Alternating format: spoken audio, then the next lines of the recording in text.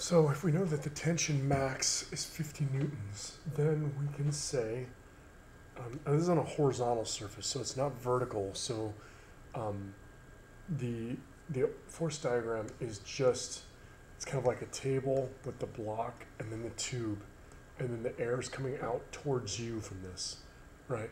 So, you know, here's this, and there's the tension right there. So in the x direction, it's just tension equals mv squared over r. So we can say that v, yeah, we should be able to do this. V is the square root of RT over M. We can plug that in there.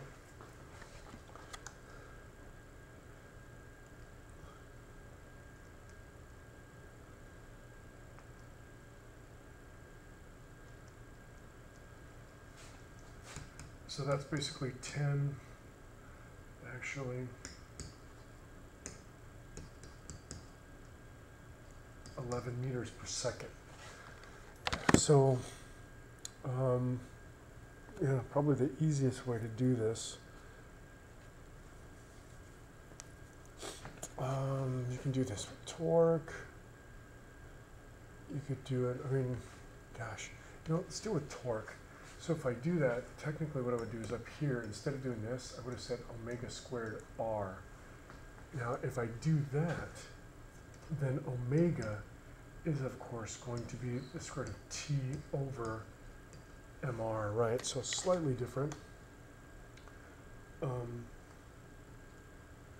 So we get t, which is 50, divided by the mass, which is 0.5, times the radius, 1.2.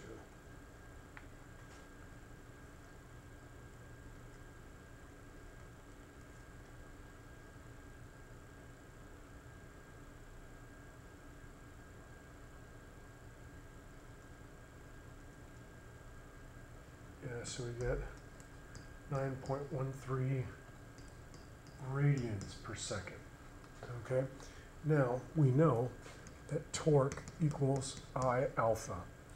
And torque, in this case, is going to be RF, and that equals I alpha. Because this is a single mass at a distance, the moment of inertia is just mr squared. So we can say mr squared alpha.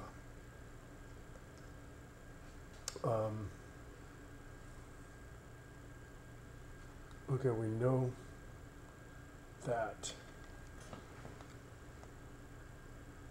Oh, okay, so we can say the angular acceleration is going to be RF over mr squared.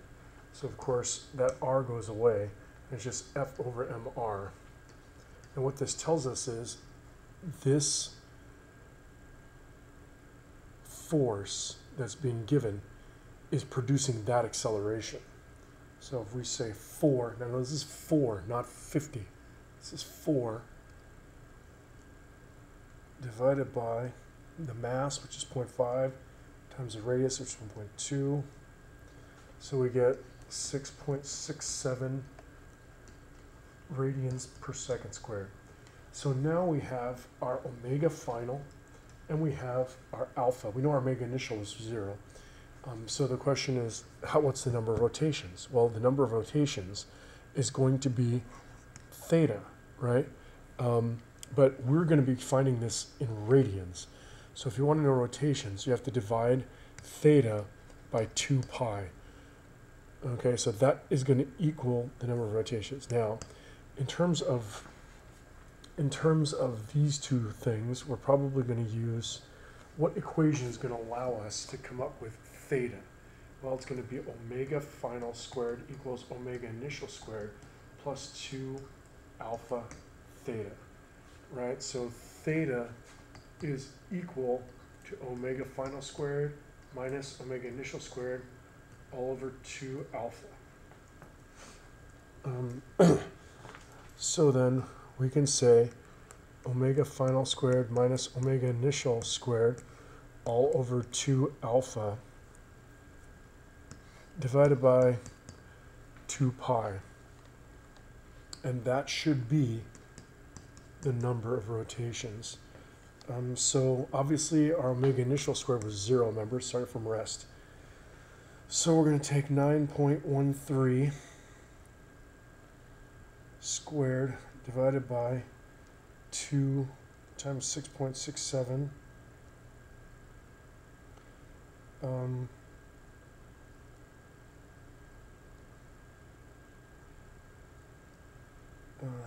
Divided by, and we get 0.995 rotations.